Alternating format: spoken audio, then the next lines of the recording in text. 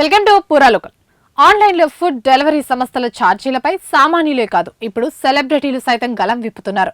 తాజాగా ప్రముఖ సీనియర్ నటి మాజీ ఎంపీ సుమలత స్విగ్గీ డెలివరీ యాప్పై తీవ్ర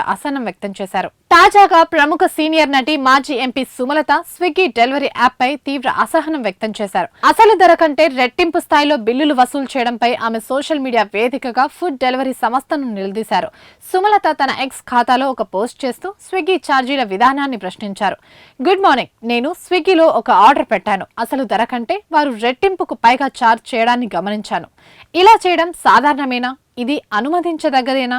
నైతికమేనా? కేవలం 115 రూపాయల విలువైన ఐటెంకు నా వద్ద నుంచి 273 రూపాయలు వసూలు చేశారు అని సుమలత ట్వీట్ చేశారు.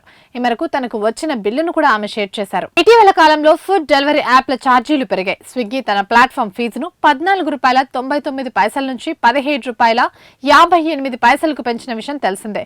జొమాటో కూడా ఇదే బాటలో నడుస్తోంది. వీటికి అదనంగా 15% జీఎస్టీ, డెలివరీ ఛార్జీలు, ప్యాకింగ్ ఛార్జీలు కలుపుతుండడంతో ఆర్డర్ చేసే ఆహారం బేసిక్ ధర కన్నా దాదాపు 100% అదనపు భారం వినియోగదారులపై పడుతోందని నెటిజన్లు చెబుతున్నారు. ప్రస్తుతం సుమలత చేసిన ఈ ట్వీట్ సోషల్ మీడియాలో వైరల్ గా మారింది. దీనిపై నెటిజన్లు స్పందిస్తూ డెలివరీ యాప్ల ఛార్జీల లెక్కలను విశ్లేషిస్తున్నారు. కేవలం వస్తువు ధర మాత్రమే కాదు, GST plus platform fee plus delivery plus distance ఛార్జీలు కూడా అదనంగా కలుస్తాయి.